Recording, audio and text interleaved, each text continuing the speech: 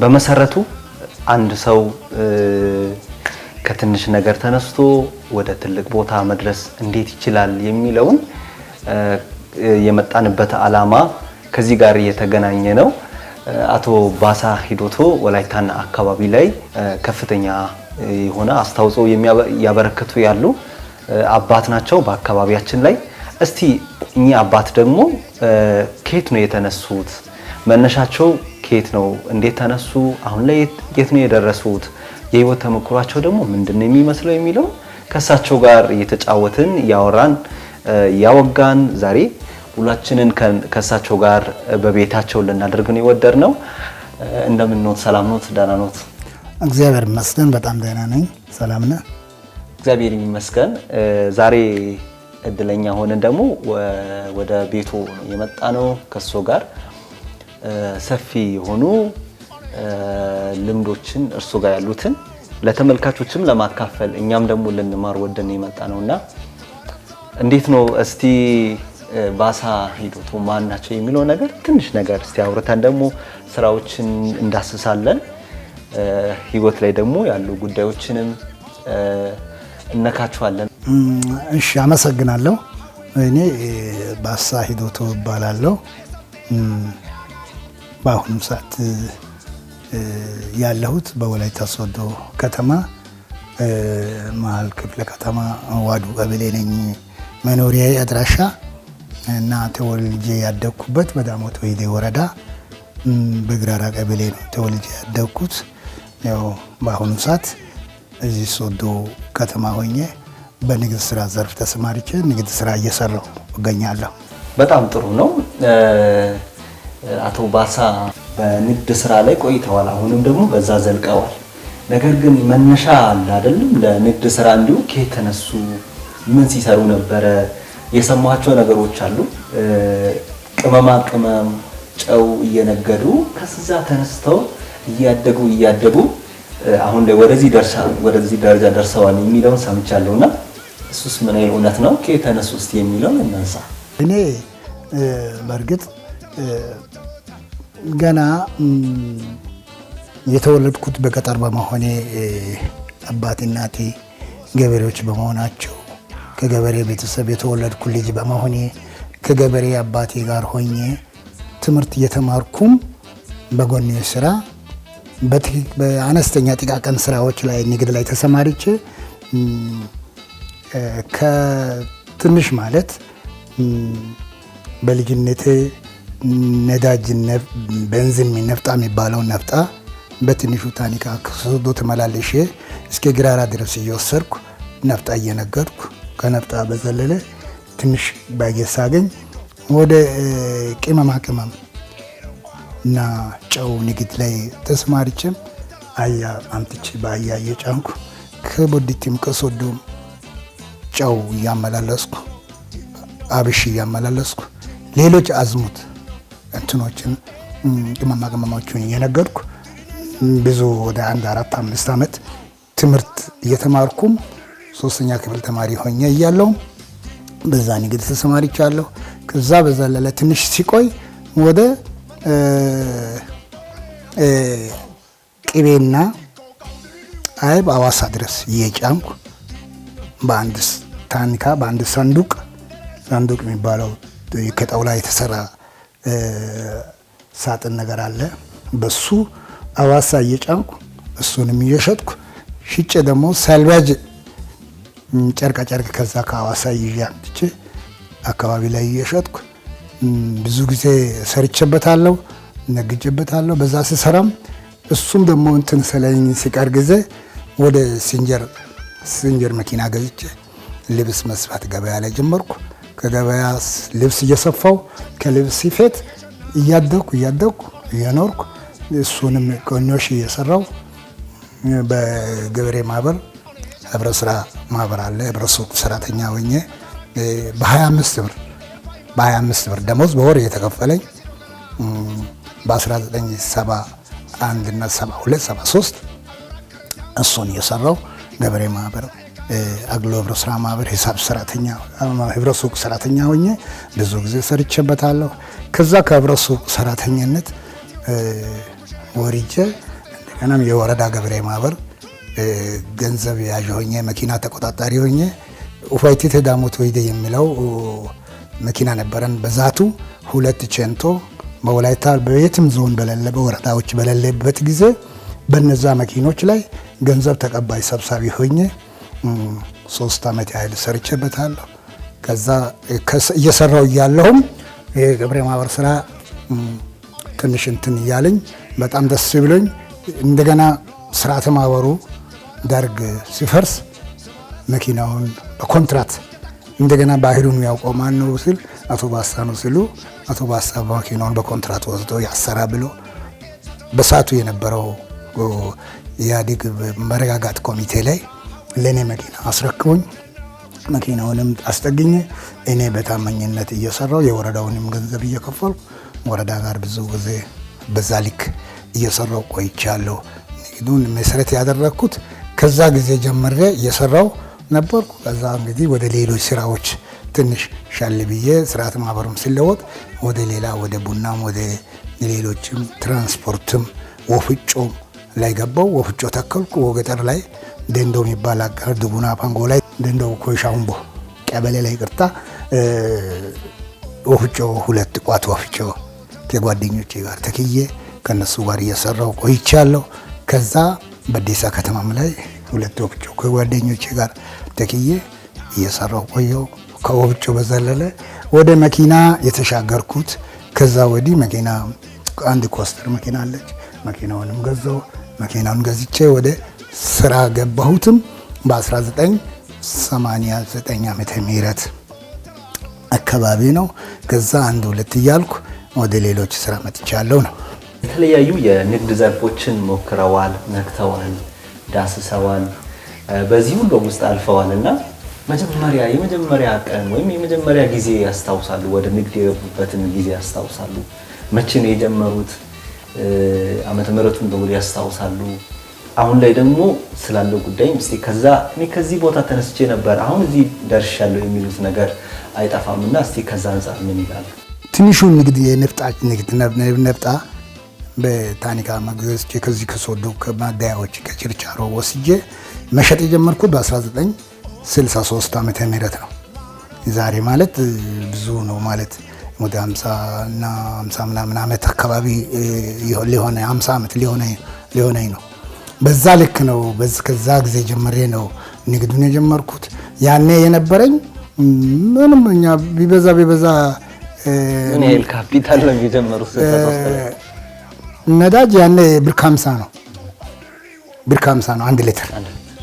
ዛሬ 182 ብር 60 አካባቢ 50 አካባቢ ነው። ያኔ ግን 1 ሊትር ብር 50 ነው። በብር 50 ሂሳብ ነው ከዚህ ገዝተን ሎሚናት የምትባለው ሎሚናት አለች። ሎሚናቷን ለ10 ሳንቲም 2 ሎሚናት እየሰጠን ነበር። 1 ሎሚናት 5 ሳንቲም ናት። ሎሚናት የምትባለው መለኪያ ናት። ያችን መለኪያ በ5 ሳንቲም እየሸጠን ነበር። ለ10 ሳንቲም 2 ነበር ያኔ ያለው ዋጋቸው። እንግዲህ ልዩነታቸው የዛን ያክል ነው። ያኔ ምንም ካፒታል የለንም። ምንም ካፒታል ቢኖረን ቢበዛ ያለን ካፒታል 3 ብር 4 ብር 5 ብር ነው በአጠቃላይ። ያንም ለማንጋት መነሻ የሚሆነን 5 ብርና ከዛ በታች ነው እንጂ በላይ ብር የለንም። ዛሬ ላይስ አሁን በ3 ብር በ4 ብር በ5 ብር ካፒታል ነው ያለን በወቅቱ 1963 ላይ ሲሉ ነበርና ዛሬ አንድ ኢንቨስትመንት ለመስራት ወይም አንድ ንግድ ትንሽ ነገር እንኳን ለመጀመር ጥሩ ስራ ሰራለው ካልን ቢያንስ ከግማሽ ሚሊዮን ብር በላይ ሊያስፈልገን ይችላል በአሁኑ ሰዓት ላይና አሁን ግን የተደረሱ የዛኔ በ5 ብር ካፒታል በ4 ብር ካፒታል ከጀመሩ አሁን የደረጃ ላይ ነው ያሉት። በርግጥ በሰዓቱ ከዜሮ ተነስተናል ማለት ይቻላል። አሁን ግን እግዚአብሔር በሰጠኝ ጸጋ አንድ ፕሮጀክት የቀረጸ ሰው ግማሽ ሚሊዮን ብር ይጠይቃል። አንድ 500-600 ሚሊዮን ብር ስራ ለመስራት ፕሮጀክት ቅረጽ የተባለው ሰውዬ ፕሮጀክት ቀርጾ ራሱ ባለሙያው ከ400 500 ሺህ ብር ያላነሰ በሚጠይቅበት ጊዜ ዛሬ የራስን ኢንቨስትመንት አውጥቼ በሆቴልና ቱሪዝም ዘርፍ በፔንሲዮንም አገልግሎት እየሰጠሁ ነኝ ያለሁት። ፔንሲዮን ትልቅ ዋጋ አለው። ዛሬ እንግዲህ ገንዘብ መመጠን ባንችለውም ያላነሰ እግዚአብሔር የሰጠኝ በረከት አለኝ። መኖሪያ አለኝ፣ ሌላም ፕሮጀክት አለኝ፣ በዴሳም ድርጅት አለኝ፣ እዚህም ድርጅት አለኝ። መኪና ላይም ኢንቨስትመንት እያደረኩት መኪኖችም አሉኝ። የዛ አይነት ስራ እየሰራው ነው ያለሁት እና እንቅስቃሴው ከትንሽ ተነስቶም ወደ ትልቅ መድረስ ይቻላል እና ትዕግስት ይፈልጋል። ቶሎ መቸኮልን አይፈልግም፣ ግን ተረጋግተ መስራትን ይፈልጋል። ሀቅ ላይ ግን ደግሞ በሀቅ ላይ መጠቀምን ይፈልጋል። ከሀቅ በዘለለ ሌላ ነገር ላይ ገብተህ የሰውን ሀቅ ላይ ገብተህ ከሆንክ በባህላችንም ጥሩ አይደለም። አንድ አባባል ሰምቼ ነበረ። ምናልባት አባባሉን እርሶ ላይቀበሉ ይችላሉ። እንዲሁ ባዴሳ ባሰፈ ያራሰው በሂሳ የሚለውን አባባል ሲሰማ ነበርና ይሄንን ሰዎች የፈጠሩት ሊሆን ይችላል አባባሉ። ነገር ግን እንደዛ የሚባል ነው ወይ? ሰው ሁሉ ከሰራ ከመለወጥ አይችልም ወይ? ይሄንን አባባል ሰዎች እንደዛ ሲሉ ሰማለውና ምን ለማለት ፈልገው ነው? እስቲ ከርሷ አንደበት ደግሞ እንስማ። በርግጥ ያ አባባል በአዲስ አበባ ሰፓት ያራው ባይሳ የሚባለው ነገር በሰዓቱ በወቅቱ መኪና በአዲስ አበባ ላይ አልነበረም ለማንም። ስለዚህ መኪና ያለው የኔ ብቻ ስለሆነ እኔ ስለሚመላለስ ያኔ ዝም ብሎ ሰዎች በአፈ ታሪክ አባባል የገጠሙት ግጥም ነው እንጂ እኔ በግሌ እንዲይሁን ብዬም ሌላም ሰው እንዲያርጉ ብሎ ሳይሆን ሰው ከየት ቀጥቶ እንደወሰደ ዝም ብሎ እንደው ካለው መኪና ፍላጎት ጋር አያይዞ የተናገሩት ቃላት ነው። በአዲስ አበባ ሰፋት ያሪ የሳይምለው እኔ አልደግፈውም። አሁን እግዚአብሔር ይመስገን ብዙ ሀብታሞች ወጥተዋል፣ ብዙ ያደጉ ልጆች ወጥተዋል፣ ብዙ ተስፋ የሚሰጡ ልጆች የኛ ልጆች ወጥተዋል። አሁን በአዲስ አበባ ላይ ያሉ ሰዎች በይጥፍ ሪል ስቴት አዲስ አበባ እስከ መገንባት የወጡ ልጆች አሉ። ሪል ስቴት እየገነቡ ያሉ ልጆች አሉ። ስለዚህ ያ አፈ ታሪክ ነው ለማለት ፈልጌ ነው። የንግድ ዘርፍ የሚጠይቀው አንድ ኳሊቲ አለ። ያም ኳሊቲ ምንድነው? የተሰጠውን ወይም በእጅ ያለውን ሀብት በአግባቡ መጠቀም፣ ቆጥቦ መጠቀም፣ በአግባቡ ማስተዳደር ትልቅ ቦታ ለመድረስ ያስችላልና በዚህ ሁሉ ሂደት ውስጥ እርሶ የነበሩት ተመክሮ ይቆጥባሉ፣ ገንዘቡን በአግባቡ ያስተዳድራሉ። ዝም ብሎ የሚባክን ገንዘብ አቶ ባሳ ጋር የለም ሲባል ሰማለሁ። እውነት ነው? እንዴት ነው? ቁጠባን ብሔራዊ ባህላችን ብናደርገው ጥሩ ነው። ቁጠባ ማንኛውም ቁጠባ አለ። ቁጠባ ግን በአገባቡ ሰው ልጅ ከተጠቀመ አባካኝ ካልሆነ አሉባሌ ቦታ ላይ ገንዘቡን ካላፈሰሰ ጥቅም ያስገኛል ብሎ በሚያምነው አካባቢ ብቻ ታርጌት አድርጎ መስራትን ይፈልጋል። በባንክ የሚቆጥበውን ቢሆን ሰርቶ ደግሞ ቤቱ ድሮ ቤት ነው የምንቆጥበው ባንክ በሌለበት ጊዜ ቤቱ 10 ብር ካለ ብዙ ብር አለ ማለት ነው። ማለትም ያኔ 100 ብር ማለት ነው። አሁን ሚሊዮን ብር ከሚባለው ያኔ 100 ብር ይበልጣል። በዛ ልክ እየቆጠበን ማደጉ መኖሩ አንደኛ ቶሎ ብለህ ታድጋለህ። ገንዘብም ቢሆን አገባቡ ላይ አስቀምጠ አንዱን ከአንዱ ጋር ሳታጠፋ ሳታባክን ካስቀመጥክ ከቀን ወደ ቀን እያደገ ይሄዳል። ሰው ደግሞ የዛሬ ትውልድ ይህን ቁጠባ መልመድ አለበት። ቁጠባ ወሳኝ ነገር ነው። ቁጠባ በጣም አሁን መንግስት በጣም ገብቶት እስከ ብሔራዊ ባንክ ድረስም ይሄን እያስተማረ ነው ያለው። ወደ ግል ባንኮችም ትናንሽ ባንኮችም እነዚህ አነስተኛና ብድር ቁጠባ ህብረት ስራ ባንኮችም በዛ ልክ አድገው ዛሬ ምን ያህል እንደደረሱ እናውቀዋለን። የዛ አክሲዮንም በየሄደበት እየገዛን አንዳንዶቹንም እየደገፈን ከነዛም ጋር እየተሳተፈን ያለ ነው። ስለዚህ ምንም ችግር የለም። ቁጠባ ላይ ሰው ግን በርትቶ ቢጠናቀቅና ልጆች አሁን የሚመጣው ትውልድም ይህን ታሳቢ አድርጎ ቢያውቁ ጥሩ ነው። ዛሬ በአንድ ብር የሚጠቀሙትን በአንድ ብር ዋጋ እንዳለ አውቀው ነገ ያችን አንድ ብር ወደ ሌላ መመንዘር እንደሚቻል ሰው መረዳት አለበት። በብዙ መርዳት ይቻላል እና ልጆች የዛሬ ትውልድ ቀጣይም ትውልድ ይህን ተሞክሮ ቢወስዱ ጥሩ ነው። የሰውን ገንዘብ አለመብላት እውነተኛ የሆነ ንግድ ያስፈልጋልና ከዚህ አንፃር የምናነሳቸው ነገሮችን ይኖራሉ። ምንድነው ማድረግ ያለበት? እርሱ ይባርካል፣ ፈጣሪም ይባርካል፣ ያድጋል፣ ሰውም ይመጣል። እሱ የሰውን ሀቅ አይበላም ብሎ ይመጣልና ቢዝነስን ለማሳደግ ወይም ንግድን ለማሳደግ ከዲሲፕሊን አኳያ ከባህሪ አኳያ አንድ ሰው ምን መልበስ አለበት? አሁን ባልከው ልክ እኔ አሁን ብዙን ጊዜ ገበያ ገብቼ ገበያ ላይ ቡና ስንገዛም ቡና ገዛለሁ። ቡና ሲገዛ ብዙ ብር ይዘን አንድ 500 600 ሺህ ብር ይዘን ነው ቡና ልንገዛ ገበያ የምንሄደው። በመኪና ብር ጭኜ ነው የሚሄደው። ቡና ስንገዛ ብዙ ነጋዴዎች አሉ ተሰልፎ በየእንትኑ የሚገዙ ከኔ ጋር የሚገዙ ፍቃድ ያላቸው ህጋዊ የሆኑ ሰዎች። ስንገዛ ቡናው እኔ ብዙ ቡና ገዛለሁ። ወደ 10 መኪና 8 መኪና በቀን ገዛለሁ። ያልታጠበ እሸት ቡና ገበያ ላይ ስንገዛ ሰው ሁሉ በሰልፍ ነው የሚሸጠው። በሰልፍ ሲሸጥ ቡናው ብሩ ያልቃል። እዛ ያለው ሰው እየገዛ ነው። ነገር ግን እኔ 10 መኪና 8 መኪና ሲገዛ 2 መኪና 1 መኪና አይገዙም። ሌሎች ብር ያላቸው እኔ ብር ጨርሻለሁ በቃኝ ስል ጊዜ አይ ዱቤ ውሰድ፣ አንተ ዱቤ ውሰድ፣ ዝም ብለህ ውሰድ፣ ቡናውን አንተ ውሰድ፣ ጆይኒያም ጨርሻለሁ፣ ጆይኒያ ጨርሻለሁ፣ ብር ጨርሻለሁ፣ በቃ አልወስድም፣ በቃ ነገ ትሰጣለህ ውሰድ ይሉ ዝም ብሎ ይሰጡኛል።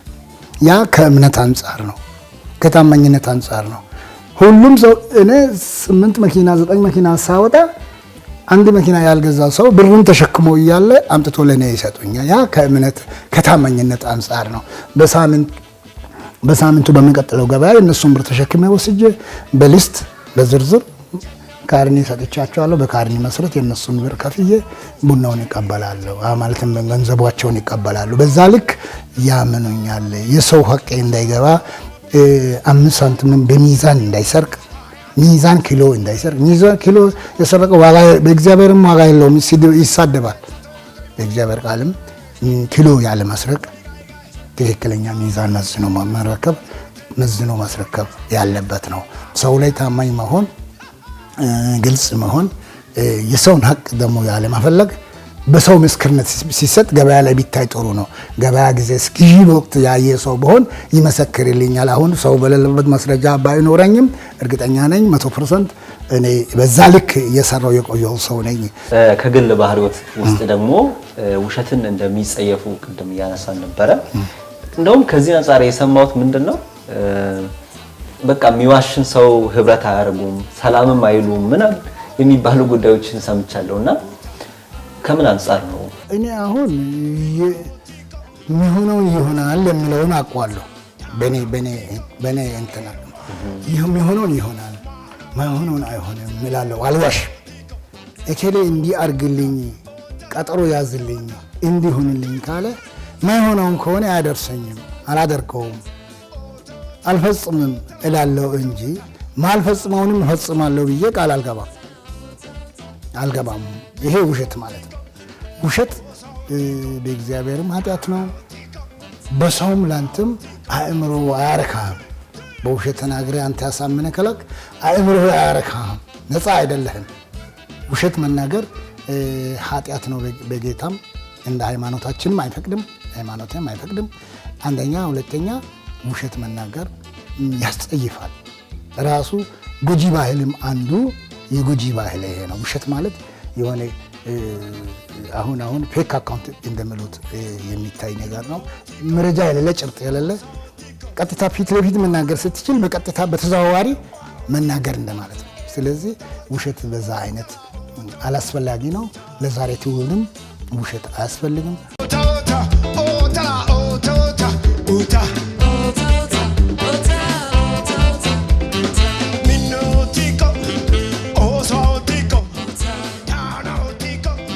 አሁን ላይ በአካባቢው ላይ እየፈጠሩት ስላለው በጎ ተጽዕኖ ደግሞ እናነሳለን።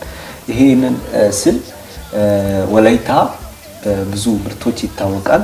ቡና ደግሞ አንዱ የወላይታ አምባሳደር ነው ቡና።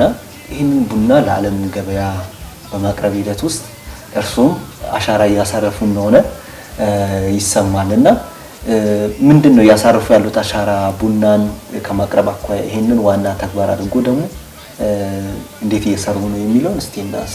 በቡና ማይጠቀም ሰው የለም። በቡና ተሽጦ ዶላር መጥቶ ኢትዮጵያ ከምትጠቀመው አሁን አርሶ አደሩ ማሳ ላይ ያለው ለቃሚው ወዛደሩ መኪናው ትራንስፖርተሩ ጫጫነው እኛ የነገደ ነው። እኛ ኢንዱስትሪ ላይ የሚሰሩ ሰራተኞችም ሌላ ቦታ የሚሄዱትም እዚህ ጭኖ ኤክስፖርት እስከምናደርግ ድረስ ብዙ ጥቅሜታ አለው እንደ ሀገር።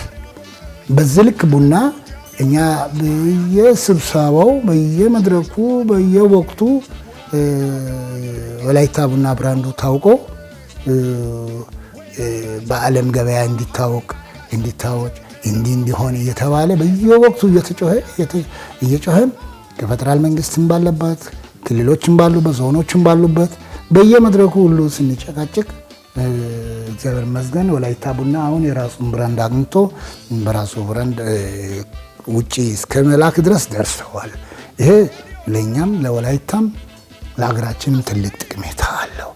በዚህ ልክ እኛም በእርግጥ በሰዓቱ የራሳችን ብዙ አሻራ አኖረናል፣ ብዙ ተሳትፎ አድርገናል። ግብይቱን ተገበያይተን ጥሬ ዕቃውን ለኤክስፖርት ማብቃት ብቻ ሳይሆን መንግስት ጫና እንዲፈጥር ምርቱ እንዲታወቅ ኦርጋኒክ ኮፒ ተብሎ በዓለም ገበያ እንዲታወቅ እስከሚታወቅ ድረስ ቡናችን እንዲታወቅ ብዙ በጎ ተጽዕኖ በሰዓቱ አሳድረናል። አሁንም በዛ ልክ ድል ተገኝቶ መጥቶ ጥሩ ስያሜ አግኝቶ ቡናችን በሀገራችን ወይም በዓለማችን ታውቀው ታዋቂ ቡና እስከመባል ድረስ ተሰርተዋልና በጣም ደስ ብሎናል። ቡና ላይ ብዙ ታሪክ አለን፣ ብዙ ሰርተንበታል። ሰርተንም እግዚአብሔር ይመስገን ተጠቅመናል። አልከሰርኩም። ቡና እኔ አንድ ጊዜም ሰርቼ እግዚአብሔር ይመስገን አልከሰርኩም። ማዳበሪያ ላይም በማቅረብ እየተሳተፉ እንደሆነ ሰምቻለሁ። እሱ ስራስ ምንድን ነው የሚመስለው? እኔ ማዳበሪያ ብዙ ጊዜ ሰርቻለሁ ከክልል መንግስት ጋር ሆኜ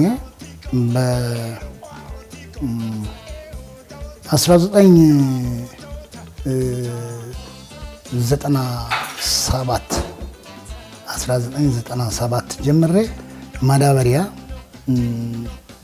ከወላይታ ዩኒየን ከወላይታ ዳሞታ ህብረት ስራ ዩኒየን ከልቻ ሀዲያ ህብረት ስራ ዩኒየን ከአምባሪቾ ካምባታ ህብረት ስራ ዩኒየን ከመሀለቅ ሲልጤ ዩኒየን ጋር ከአድማስ ጉራጌ ጋር ከአልቶ ሲዳማ ዩኒየን ጋር ከጋሞ አትክልትና ፍራፍሬ ጋር ስቲል ነው ሙሉ በሙሉ እስቲፔዲቻም አለ ጎፋ ላይ ሌሎችም ቁጫቅቤም አለ። እነዚህ ዩኒየኖች በሙሉ እኔ የሰራባ ሸካም ላይ ካፋም ላይ ቦንጋ ላይ አማን ላይም ሰርቼበታለሁ። ማዳበሪያ ከመንግስት ጋር ከክልሉ መንግስት ጋር ብዙ ጊዜ በቃ 20 ዓመቴ ነው ማዳበሪያ ስራ ከጀመርኩት። ብዙ ሰርተንበታል። ማዳበሪያ አርሶ አደሩ እኛ ማዳበሪያ ግዢ አይደለም ትራንስፖርት ላይ ነው የምንሰራው፣ ግን እኛን እንደ ግዢ ነው ሰው የሚያየው። ለምን አርሶ አደሮቻችን እንዳይጎዱ አርሶ አደር ባለበት ዘር ወቅት ካለፈ ይቅርታ መጠየቅ አይቻልም ዘር ካለፈ። ስለዚህ አሁን በዘር ወቅት ዞኑም ቢሆን ክልሉም ቢሆን ስጮህ ጊዜ ማዳበሪያ ወዳለበት በማድረስ ጠቅላላ ትራንስፖርት ሻሸመኔ ቢሮ አለን፣ ሐዋሳ ቢሮ አለን፣ ናዝሬት ቢሮ አለን። ገዛ መተን ያው እያነሳን ዘመናት ቆይተናል። አሁንም ቢሆን ያው በተመሳሳይ ስራ ተሰማርተን ያው እየሰራን ነው እንገኛለን። እንዲሁም አካባቢው ላይ ደግሞ በልማት ስራዎች ላይ ለርሶ ያለውን ሰርቶ የለፉበትን ጥቂት ሀብትን ለሌሎች በማካፈል ልማት ስራዎች ላይ በመስራት እየተሳተፉ እንደሆነም ሰምቻለሁ። ምንድነው እስቲ እየሰሯቸው ስራዎች እስቲ ከዚህ አንፃር? አሁን በእርግጥ አካባቢ ላይ ትንሽ የተጎዱ ሰዎች ካሉ መርዳት ያው የአቅማችን ያክል 5,000 10,000 20,000 ሰጥተን እነሱን መደጎም እየደጎመን እያሰራን ሰው ደግሞ በጎ አድራጎት ተብሎ በሚታየው አሁን በአሁኑ ሰዓት መንግስት በሚያወጣው በበጎ አድራጎትም ያው እየተሳተፈን እያሰራን ያው ትንሽም ቢሆን አንዳንድ የደከሙ ሰዎች ካሉ ዝም ብለን አዝነን ለነሱ ደግሞ መዲን ፈንድ የሚባለው አለ መሰለኝ። መዲን ፈንድ ምንድን ነው የሚባለው? ይሄ ከሆስፒታል ጋር ክፍያ ጋር ጤና መዲን ሽፋንም እየሰጠን አሁን እኔ ለአራት ሰው ጤና መዲን በየአመቱ ከፍላለሁ። ቋሚ መደበኛ አድርጌ ከፍላቸዋለሁ። ማቃቸው ሰዎች ናቸው። ቀበሌ ጋር ወረዳ ጋር ተናበን ክፍለ ከተማው ማምነው ክፍለ ከተማው የሰጣቸውን ሰዎች በየወቅቱ እኔ አድስላቸዋለሁ። ይታከማሉ፣ ይረዳሉ። ሌሎችም በዛ አይነት መርዳት የምንችለውን እየረዳን ማስራም ላይ ወረዳዎች ሲጠይቁ ለወረዳ መንገድ እንሰራለን።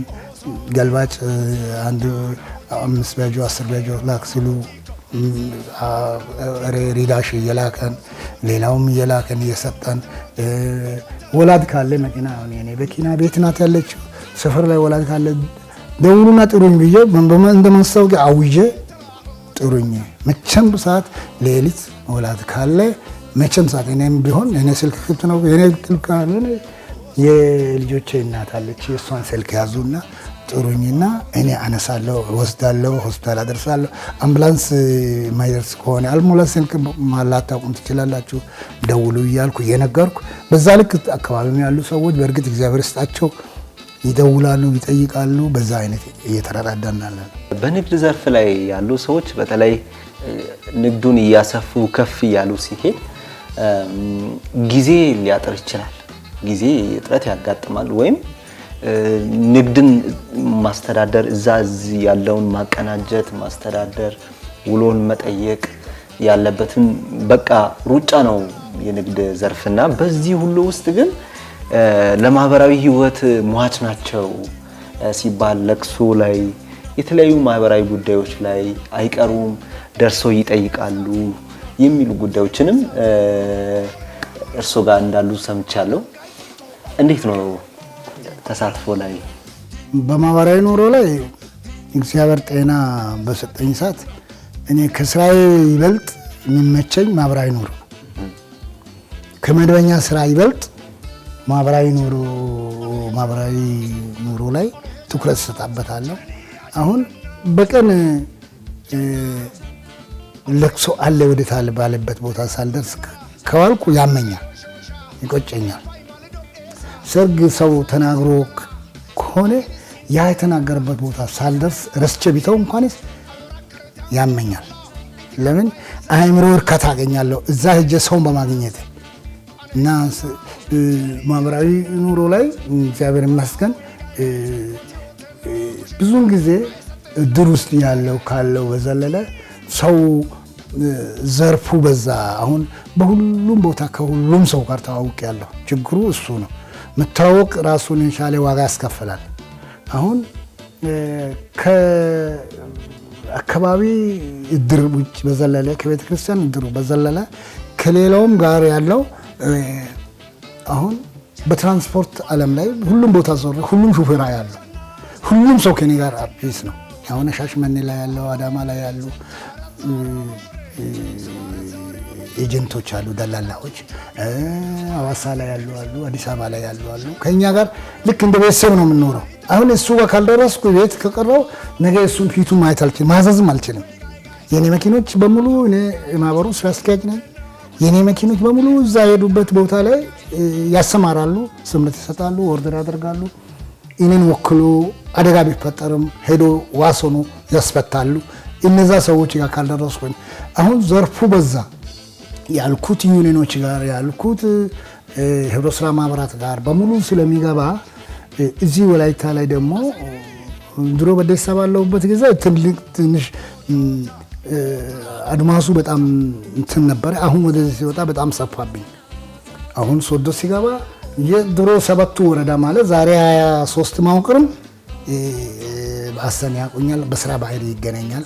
ከዛ በዘለለ እነሱ ጋር እየሄድኩ ማህበራዊ ኑሮ እዚህ አካባቢ ያለውም በሌላ ስራ ባህሪም የተገናኙ ሰዎች ጋር ገብቼ በማህበራዊ ኑሮ ላይ በእርግጥ ከመደበኛ ስራ ይበልጥ አሁን ስራዬን የሚገለኝ ማህበራዊ ኑሮ ነው ለማለት ይችላል። አስታራቂ ነው፣ ሀገር ሽማግሌ ነው። የኃላፊነትስ እንዴት ነው ከዚህ ጋር ከስራው ጋር አንድ ላይ? አሁን በእርግጥ ሀገር ሽማግሌ ነኝ፣ የወላይታ ጉተራ ሀገር ሽማግሌ ነኝ። ስራ አስፈጻሚ ነኝ ያለሁት። ምንድነው ብዙ ታሪክ አለ። እኛ ትልቅ ያልተፈታ ቋጠሮ ካለ ዞን መንግስት ይጋብዙናል፣ ክልል መንግስት ይጋብዙናል፣ ወረዳው ይጋብዙናል። ሄደን እኛ ተው ካለን ማይተው ሰው የለም። ተውት ልጆች ይሄን አታደርጉ፣ ይሄን አድርጉ፣ ይሄን አታደርጉ ካለን አድርጉ ያሉን ያደርጋሉ፣ አታደርጉ ያሉትን አያደርጉም። ስለዚህ እንዲህ ቢሆን ይሻላል ብለን ምክር ሰጥተን ሰሞኑን እንደውም ብዙ ከባድ ፈተናዎች ደርሶ ወላይታ ላይ ተደርጎ የማይታወቅ አይነት ትልቅ አደጋ በዴሳ ላይ ባለፈው አመት መኪና አደጋ ደርሶ ዛሬ 3 ወር 5 ወር ሊሆነው ነው። ብዙ ጉዳት ዳንጎቴ ሲሚንቶ ፋብሪካ መኪና ነው። ብዙ ሰው ሞተዋል። ወደ 8 ሰው ሞተዋል። ወደ 4 ሰው በጣም ከፍተኛ ጉዳት ደርሶ አሁንም ጥቁር አንበሳ ተኝቶ ያሉ አሉ። ያ ሁሉ ወጪ ያለበትም መንግስት ወክለን መንግስት ዞን መንግስት ጣልቃ ግቡ ብሎን ሄደን ገብተን ዳንጎቴን ይዘን አምጥተን ከኛ ጋር ተደራድረው ዳንጎቴ የራሱን ማናጅመንት በሙሉ ሊቆ መጥቶ ያላነሰ ወደ 16 ሚሊዮን ምናምን ብር አስከፍለን ካሳ የቤቱንም የንብረቱንም የህይወቱንም የጉዳቱንም ሶስቱንም ካሳ አስከፍለን የጉዳት ካሳ ትንሽ አሁን ቀርታለች። እሷን የጉዳት ካሳ ልጆች ታካሚዎች ድነው ስላልመጡ የሐኪሞች ቦርድ ውሳኔም ደግሞ የሚፈልግ ኢንሹራንስ ስለሆነ ያ ሂደቱ ስላላለቀ የጉዳት ሰዎች ፋይል አልዘጋንም እንጂ የንብረትም ሆነ የህይወት ካሳ ከፍለን አስከፍለን ጨርሰን ወደ 16 ሚሊዮን ብር አካባቢ አውጥተን አስወጥተን መንግስት ጎን ሆነን ዞን ዋና አስተዳዳሪው ፕሮፌሰር በነበሩበት ቦታ እሳቸው አመስግነው ከሰዎችም ጋር ትውውቅ አስደርጎን በሰላማዊ መልክ እንዲፈታ አድርገናል። እኛም በዛ ልክ እርካታ አድርገናል እና እርቅ ላይ እግዚአብሔር ይመስገን በገባንበት በግልም በሆን ከዚህ አማራ ክልል መደን እኔ እዚህ ወደ ሀረር መጀ አስታርቀዋለሁ፣ ጊነር መጀ አይቻለሁ። ሲዳማ ውስጥ ያልገባሁበት የለም፣ ዲላ ላይ ያልገባሁበት የለም፣ ጎፋ ላይ እስከ ጂንካ ያልንበት እርቅ አለ። መኪና አደጋ ከፋ አደጋ ደርሷል ሲሉ ጊዜ እንግዲህ መኪና ተሽከርካሪዎች የኛ ስለሆኑ እኔ ጋር ይደውሉኛል። በሽምግልና በኩልም ይደውሉልኛል፣ በትራንስፖርት በኩልም ይደውሉልኛል። በሁለቱም ያው ሄደን እያስታረቀን እየጨረሰን እያስማማናቸው እንመጣል። አንድም እኔ ከሄድኩበት ቦታ ፈርሶ ወደ ህግ ደረጃ ሄዶ ክስ ላይ የተመሰረተ የለም። እስቲ ደግሞ ወደ ቤተሰባዊ ህይወት እንምጣና ቤተሰብ ላይ ልጆች አሉ። በዚህ ሁሉ ውስጥ ምን ያህል ልጆችን አፍርተዋል? አሁንስ ልጆቹት የት ደርሰዋል የሚለውን እስቲ ከዚህ ጋር ደግሞ ቤት ካለውት ጊዜ ለልጆቹ ማካፈል መኮትኮት፣ ልጆች እንደ ችግኝ ናቸው፣ መንከባከብን ይፈልጋሉ፣ መጠበቅን ብዙ ነገር አለ የሚያስፈልጋቸው ነገር ማሟላት። እንደ አባት ቤት ላይ ምን አይነት አባት የሚለውን እስቲ አጠቃላይ ስለ ቤተሰባዊ ሁኔታውን ደግሞ ብንዳስ። ጥሩ ቤተሰብ አለኝ። ጥሩ እናት አለችኝ፣ የልጆች ባለቤት። ልጆችም እግዚአብሔር ይመስገን ጌታን የሚፈሩ ናቸው። አስተዳደገ እኔ እንግዲህ በቀለም ብዙ ተምሬ ባልሄድም በልምድና በማስተዋል እግዚአብሔር የሰጠኝ ጸጋ ስላለኝ በዛ ልክ እመክራቸዋለሁ፣ ገስጻቸዋለሁ። እነሱንም ጥሩ አድርገን እየኮተኮተን እየነገርናቸው ጥሩ አድገዋል። አሁን እኔ በእርግጥ 8 ልጆች አሉኝ። አሁንም ያሉት በስራ ላይ ናቸው። ሁሉም ስራ ላይ ናቸው። ወንዶች በቢዝነስ ላይ ናቸው፣ ንግድ ላይ፣ ግማሹ በመኪና ላይ፣ ግማሹ በሌላ ላይ፣ ግማሹ በሆቴል ላይ እየሰሩ ናቸው፣ እየነገዱ ናቸው። ያው ትምህርትም ጨርሶ ስራ አልፈልግም ብለው ግማሹም በዚህ ላይ የተሰማሩ አሉ። ሴቶች ሁሉም ስራ ይዘዋል። ሁሉም በስራ ይዘው በየቤታቸው ራሳቸውን ችለው ነው ያሉ። በየቤታቸው ራሳቸውን ችለው ትዳር አንዷ አልመሰረተችም እንጂ ስራ ይዛለች። እዚህ ዞን ትምህርት መምሪያ ናት መጨረሻዋ የምትሰራው። አይቲ ባለሙያ ናት። ዞን ላይ ናት ያለችው። ሌሎች በሙሉ የቆዩ መንግስት ሰራተኞች በግማሹ ኢሰክስ ላይ ፌደራል ላይ፣ ግማሹ ጤና መኮንን፣ ግማሹ ዩኒቨርሲቲ ላይ ስራ ላይ በቃ በራሱ ዲፓርትመንት በተማሩበት ሙያ ላይ እየሰሩ በራሳቸው እየሰሩ ናቸው። እግዚአብሔር ይመስገን። እነሱም ጥሩ ኑሮ ነው የሚኖሩ ለማለት ነው። በጣም ጥሩ ነው። ሀሳባችንን ስንጠቀልል እርስዎ በሁሉም ዘርፍ ላይ በቢዝነሱም ከሰው ጋር ባለው በማህበራዊ ህይወትም በአካባቢ ላይ ደግሞ አካባቢን በማሳደግ ላይ አሻራ በማሳረፍም የተለያዩ ዘርፎችን ዳሰዋል፣ አይተዋልና በዚህ ሁሉ ውስጥ ቅድም የነገሩኝ ምስክርነትም የተሻሉ ነገሮች የሄድኩባቸው ቦታዎች ስኬታማ ናቸው፣ ከብዙ ሰው ጋር መታወቅና ትርፍ ያለው የሚለውን የግል ባህሪም ጭምር ጠለቅ ብሎ ሲያካፍሉኝ ነበርና እንደዚህ ውጤታማ ለመሆን የተሻለ ህይወት የሚባለው ከሁሉም ምግብም ቢሆን እኮ ባላንስድ ዳይት የሚባለው ከሁሉም ምግብ መቀማመስ ነው አይደል?